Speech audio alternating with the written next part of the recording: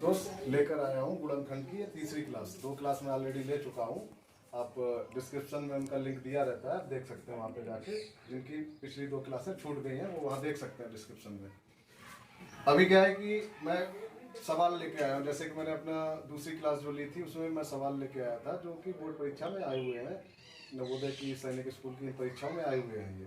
तो पहला सवाल है 30 के गुणनखंड। गुणनखंड क्या है? गुणनखंड जो होते हैं, गुणनखंड होता है कि किसी भी संख्या में जितनी संख्याओं से हम भाग दे सकते हैं वो सब उस संख्या के गुणनखंड कहलाते हैं। ठीक है, तो 30 के गुणनखंड जैसे कि मैंने यहाँ लिखे हुए हैं। एक आप भाग देकर लिखिए, 30 में 1 से आप भाग दे सकते हैं, 30 ही आएगा। ठीक है, ऐसे 2 से भाग देंगे तो यहाँ पे 15 आएगा। तो जिस संख्या से हम भाग दे सकते हैं 30 में, वो सब 30 के गुणनखंड कहलाते हैं। 30 से हम एक का भी भाग 30 में दे सकते हैं, 2 का भाग भी दे सकते हैं, 3 का भाग भी दे सकते हैं, 5 का भी दे सकते हैं, 4 का नहीं दे सकते। संख्या वो होनी चाहिए जिससे कि आपकी पूरी संख्या कटनी चाहिए। अब 4 से अगर हम इसको भाग देते हैं, 4 से भाग देंगे तो क्या 30 पूरा कटेगा? नहीं कटेगा। 4 सत्ता 28, शेष फल इसमें आ जाता है 2। गुणनखंड वही होगा उस संख्या का जिसमें कि शेषफल 0 होना चाहिए, शेषफल नहीं आना चाहिए, मतलब वही उस संख्या का गुणनखंड कहलाएगा। तो आपको यहाँ पे जितनी भी ये संख्या दी हुई है ये सब 30 की गुणनखंड है। आप चेक कर सकते हैं भाग देके इन संख्याओं का पूरा जाएगा। 1 2 3 5 6 10 15 30 इस तरीके के सवाल आते हैं। आपको निकालने के लिए बोल देगा 30 के गुणनखंड बताओ, 36 के गुणनखंड बताओ। तो सबसे पहले तो दिमाग में ये रखना है कि एक हर संख्या का गुणनखंड है, क्योंकि 1 से सारी संख्याएं कट जाती हैं, जो कि आपकी 1 से लेके जहां तक भी आप जाओगे अनंत तक सारी संख्याएं 1 से कटेंगी। और खुद वो संख्या उस संख्या का गुणनखंड होती है जो संख्या जिसके गुणनखंड हमसे पूछे जाते हैं। जैसे कि यहाँ पे 30 का गुणनखंड पूछेंगे तो 30 खुद भी एक अपनी संख्या का गुणनखंड है। ठीक है, तो ये तो हुआ गुणनखंड से, गुणनखंड का 30 के गुणनखंड का आपका जवाब हुआ कि 1 2 3 5 6 10 15 30 ये 30 के गुणनखंड है। दूसरा सवाल यहाँ पे है 25 से छोटे 3 के गुणजों की संख्या पूछी हुई है। क्या पूछा हुआ है? 25 से छोटे 3 के गुणजों की संख्या। तो 25 से छोटे मतलब हुआ कि 24। 25 से छोटी संख्या सब 25 के तुरंत पहले संख्या कौन सी आती है? 24। मतलब 25 से छोटी संख्या जो आती है 24, और 3 से हम इसमें भाग दे सकते हैं क्योंकि 3 के गुणज इसमें पूछे गए हैं। तो 3 8 24, तो जो गुणज आएंगे वो आएंगे 8। ठीक है, तो 25 से छोटे 3 के गुणजों की संख्या कितनी आएगी? 8। इसका दूसरा तरीका भी है, मैं आपको वो भी बता देता हूँ। इसका दूसरा तरीका क्या है?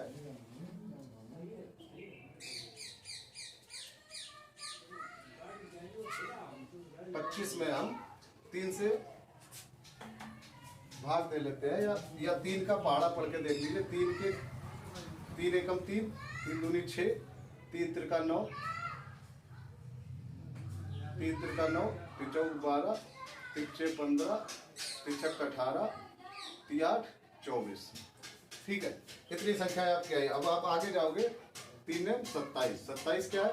27 25 से बड़ी संख्या है।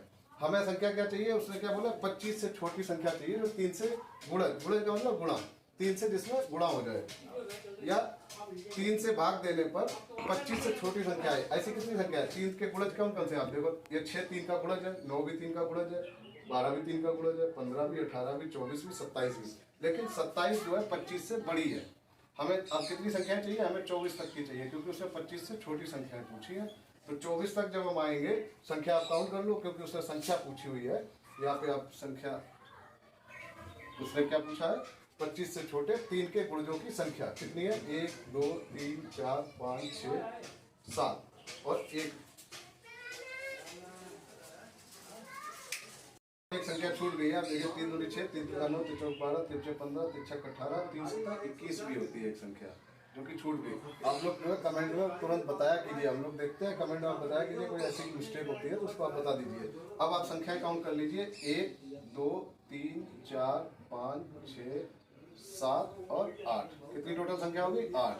तो 25 से छोटे 3 के गुणजों की संख्या कितनी होगी? 8। ठीक है, नेक्स्ट सवाल पे आते हैं।